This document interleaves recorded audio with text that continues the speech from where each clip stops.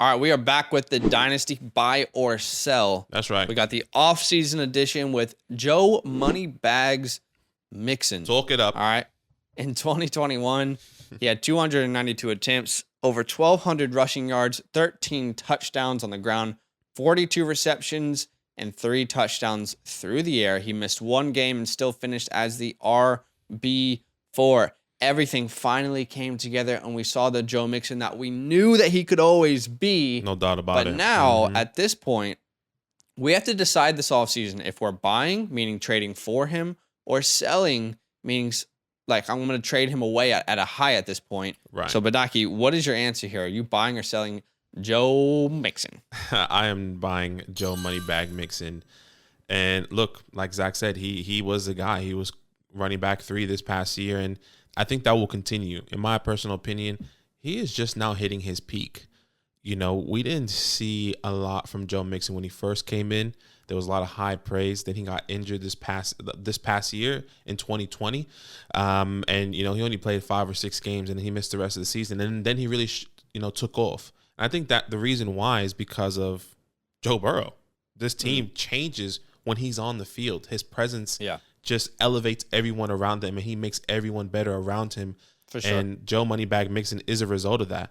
Like Zach said, finished RB3, 3rd in attempts behind JT and Najee Harris, 3rd in yards behind JT and Nick Chubb. Yeah. For me, this is going to continue for, once again, I think he hit his peak for the next at least 3 years. So I think you are okay if you are a win-now team or a futuristic team to hold on, in my opinion, to Joe Mixon. The biggest question is moving forward is what is this offensive line going to look like, in the next couple of years? Because the biggest question was that they need to get an offensive line. They didn't get a Penei Sewell, but they got Jamar Chase. Cool. Well, we all knew that worked out, but now they had to invest in an offensive line to help not only Joe Burrow, but Joe Mixon moving forward. And let's not forget all the weapons that are around them. Okay. Defense cannot stack the box in any way, shape, or form. Why? Because you have Jamar Chase and T. Higgins. Tyler Boyd is there too, and whoever that the tight end is as well, CJ, who is your mama, Drew Sample.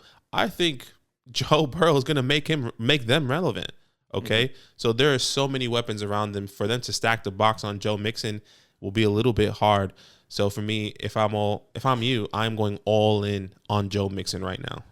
Okay, so for me, buy or sell, it always comes down to price, and I think that there's truly 2 answers here.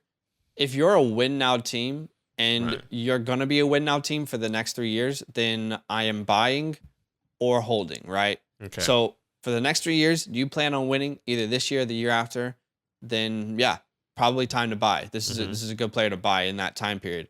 Are you a futuristic team? So, are you looking to compete in, let's say, 2 years' time? Maybe you only get 1 good year of Mixon left too. So for me, it really depends on what your team identity is. Because if you're a futuristic build, this is actually a great opportunity for you to sell high and get a bunch of value. And this could be genuinely a win-win for both sides. Joe Mixon right now. So let's just talk about the good and the bad for Joe. Okay, the good, like you said, the offense that he's a part of.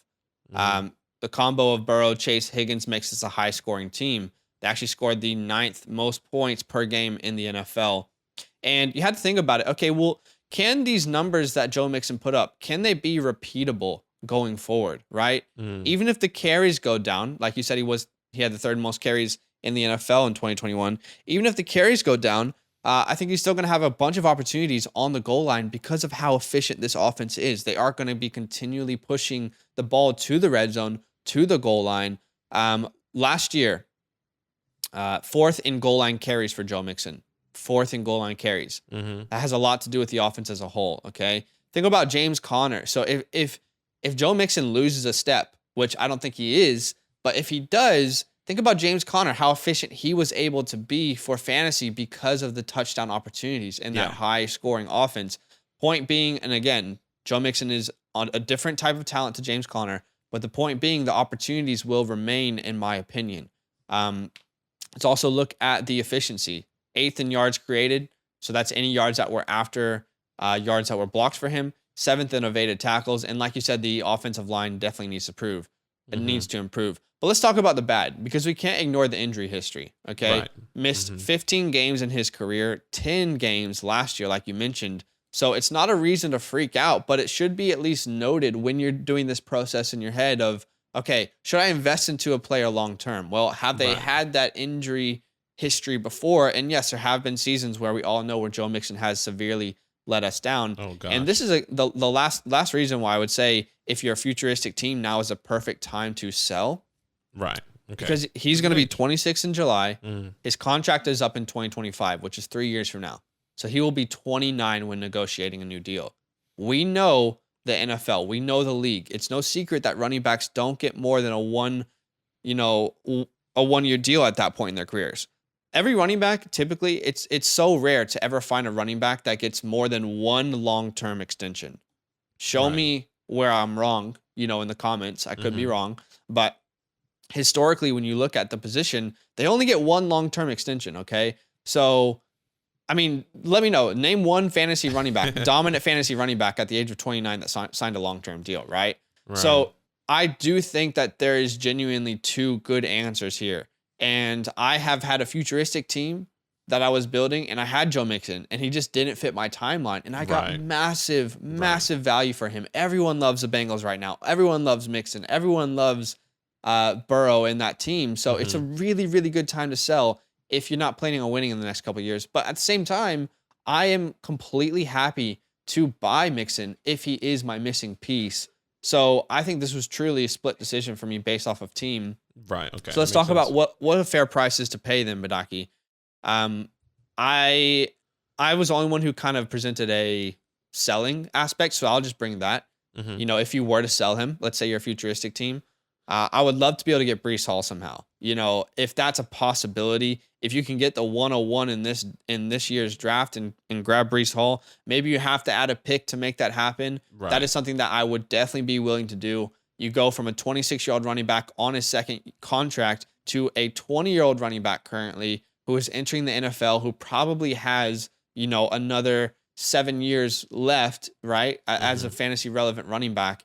When you think about it that way, I would be willing, yes, to part with some picks to make that happen because of how much I do believe in Breece. I do genuinely believe he is in a class of his own completely in this year's draft. After that performance, he's definitely clearly the after that performance, it just confirmed it. Hey, so, if I'm selling, I would accept, a mid-2023 first as well. I think there's ways that you can move on from him. Players that I would prefer over Mixon right now, and I do prefer them over Mixon, but you can get more than just Mixon. Right. Or more than just these players in a trade. So if you're moving Mixon, how about Swift, Dobbins, Gibson, Etienne? You could probably add picks to your side of that trade, significant picks. So that's what I'll bring the selling perspective. You're going to bring the buying perspective. Yeah. So if I'm buying Joe Mixon, honestly, I really don't want to give up a top 6 pick in this draft, and purely because I actually believe in the talent. After that performance, I believe in Breece, I believe in Treylon, and whoever is going to be in the top 6. So if anything, I'm looking to package something. Maybe, and this may sound crazy, if you are a win now or futuristic team, maybe I'm willing to give up someone like a Cam Akers, because I love a Cam Akers, to get Joe Mixon with that injury. Maybe Antonio Gibson. Obviously he's 2 years younger, but maybe you can get something in return. But those are the guys that I think of: Cam Akers, Antonio Gibson, if you really want to. But other than that, I don't want to give up any futuristic, at least in the 2022 draft class. But that's kind of where I'm at right now if I were to be buying Joe Mixon. I'll be honest, if it is pick compensation, I think you have to go to 104, maybe 105, 106 to get the job done. So you have to justify, if your team's in a position to win with he's the missing piece, then I think it's maybe you take a shot and get what for the next 2 years. It's a big drop off not getting Breece. If it's Breece, then it's Kenneth Walker, which is okay. For the running backs, for sure. But it's also dependent on where they go as well. So if Kenneth Walker goes to a good team that has good opportunity, then maybe Joe Mixon could be an equivalent. Yeah, but all depends. Let's say Kenneth Walker falls to Arizona. Breece Hall falls to New England. It's not going to happen, right? But that changes a lot of things. So 100%. Anyway, let us know. Are you buying or selling Joe Mixon? Comment down below. Yo, what's good? What Thanks up? for watching. We got a lot more videos. A lot more. If you want more videos. Watch Now, it. You can also subscribe Right now. if you want to. You need to. And lastly, don't forget that you can sign up to support the show and get exclusive content by going to patreon.com/FantasyLandFam.